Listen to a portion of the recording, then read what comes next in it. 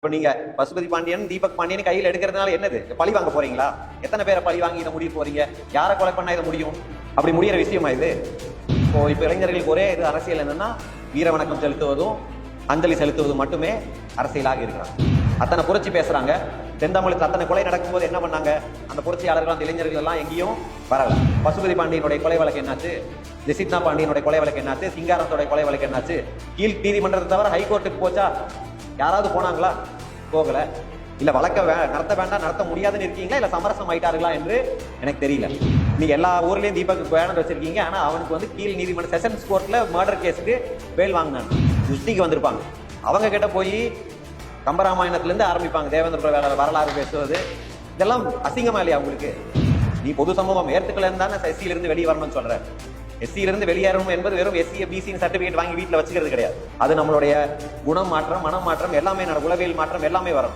மற்றவங்க எல்லாம் முன்னாடி கட்சியை நிறுத்துவாங்க, உள்ளுக்குள்ள ஜாதியா இருப்பான். இங்க வெளியே ஜாதியை நிற்கிறது, பின்னாடி தேர்தல் நேரத்தில் வந்து எந்த கட்சியா இருக்கிறது அடையாளமே இல்லாம போயிடலாம். எப்படி இருக்க வேண்டுமோ அப்படி ரிவர்ஸ்ல இருக்கிறான். இதே பரமக்குடியில தான் எத்தனை ஆயிரக்கணக்கான லட்சக்கணக்கான ஒரு தியாகியார் நினைவெடுத்துக்கு வந்துட்டு போறாங்க. வந்துட்டு போய் யாரு போட்டு போடுறாங்க? அண்ணன் பசுபதி பாண்டியன் படத்தை போட்டுக்கிறாங்க, அண்மையில் இறந்த தீபக் படத்தை போட்டுக்கிறாங்க. அதோட விளைவு என்ன? தியாகத்தை போற்றுவது என்பது வேறு, தியாகத்தை மட்டுமே வைத்துக் கொண்டு அந்த உயிரினர்கள் மட்டுமே தூக்கி பிடித்துக் கொண்டு இருப்பது அது இந்த சமூகத்தை முன்னுக்கு எழுத்து செல்லாது, மாறாக பின்னுக்கு தான் எழுத்து செல்லும். எந்த காலத்திலும் இல்லாத அளவுக்கு அரசியல் கருத்தியலாக பேச வேண்டிய நிலைமையில் நம்ம இருக்கிறோம்.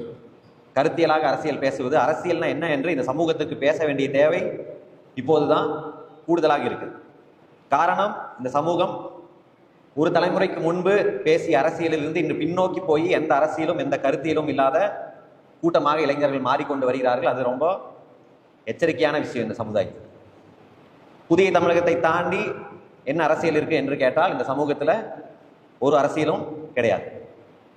அவர்களுக்கு இப்போ இளைஞர்களுக்கு ஒரே இது அரசியல் என்னன்னா வீர வணக்கம் செலுத்துவதும் அஞ்சலி செலுத்துவதும் மட்டுமே அரசியலாக இருக்கிறாங்க. இந்த ஜாதியை சேர்ந்தவர்கள் வெட்டி கொலை செய்யப்படுகிறார்கள். அவர்களை கொண்டாடி கொண்டே இருப்பது மட்டும்தான் இங்க அரசு. தியாகத்தை போற்றுவது என்பது வேறு, தியாகத்தை மட்டுமே வைத்துக்கொண்டு அந்த உயிரினர்கள் மட்டுமே தூக்கி பிடித்துக் கொண்டு இருப்பது அது இந்த சமூகத்தை முன்னுக்கு எழுத்து செல்லாது, மாறாக பின்னுக்கு தான் எழுத்து செல்லும். இங்க அதை தாண்டி என்ன அரசியல் இருக்கு இவங்ககிட்ட?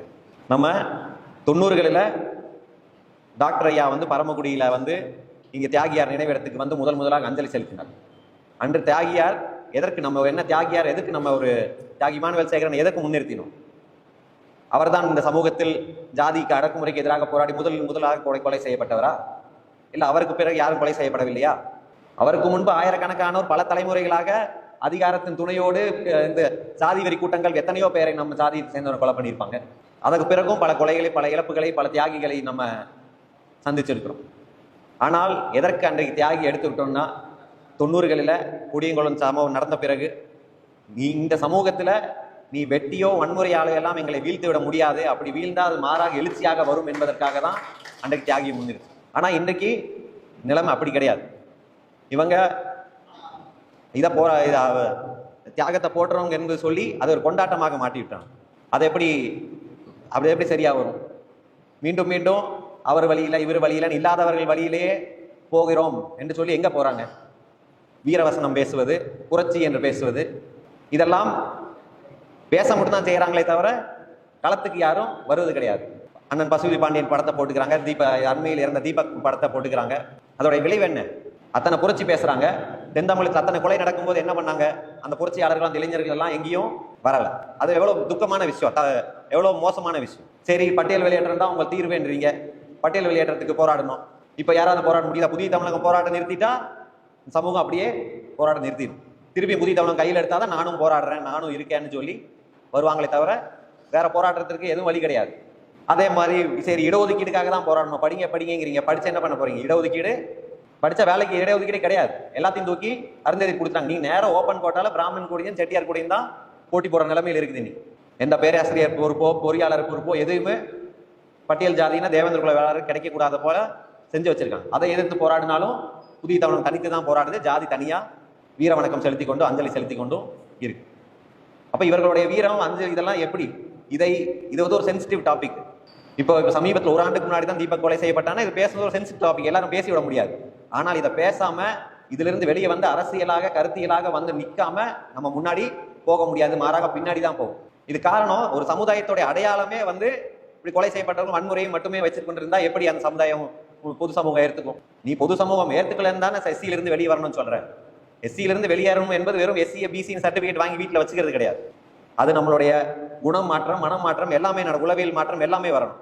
ஆனா அப்படியெல்லாம் எதுவும் மாறாம வெறும் எஸ்சியிலிருந்து பிசிக்கு மாறினா இங்க இருக்க நம்மளுடைய நடத்தையால வரக்கூடிய இழிவுகள் அங்கேயும் அந்த ஜாதிக்கும் தேவேந்திர குல வேளாருக்கும் அதே இழிவு தான் இருக்கு. பொது சமூகம் பார்த்துட்டு தான் இருக்கு. இவங்களை வந்து இறுதி அஞ்சலி போறதை 1 கோடி பேர் டிவியில பாக்குறான்.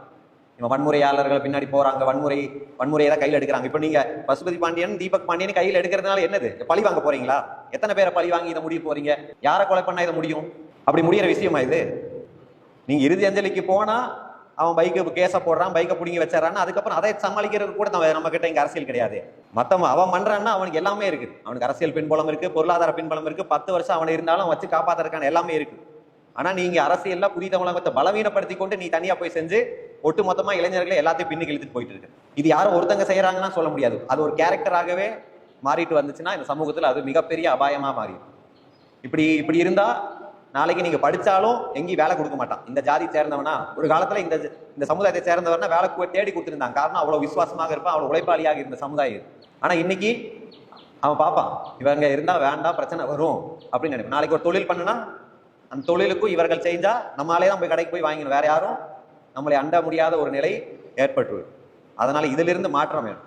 நம்ம ஒரு பரந்துபட்ட ஒரு அரசியல் தமிழ்நாடு அளவில் இந்த சமுதாயத்திற்கு பேசக்கூடிய அரசியலை தேர்ந்தெடுத்தா மட்டும்தான் நம்ம முன்னேற முடியும். அதற்கான ஒரே தீர்வு புதிய தமிழகமாக ஒன்றிணைவது மட்டும்தான். அதை இளைஞர்கள்கிட்ட கொண்டு போவதற்கு இது போன்ற கருத்தியல் ரீதியாக நம்ம செய்ய வேண்டியது. இப்போ கருத்தியல் ஏன் பேசுறேன்னா, அறிவு சார்ந்த எல்லா ஜாதியிலையும் வீங்கக்கூடிய ஒரு கூட்டங்கள் இருக்கும். ஆனா இங்க புதிய தமிழகத்தை விட்டா டாக்டர் ஐயா அவருடைய தனி சிந்தனையில மட்டும்தான் இந்த சமுதாயத்திற்கான அரசியல் இயங்கிக் கொண்டிருக்கிறதே தவிர வேற எதுவும் கிடையாது.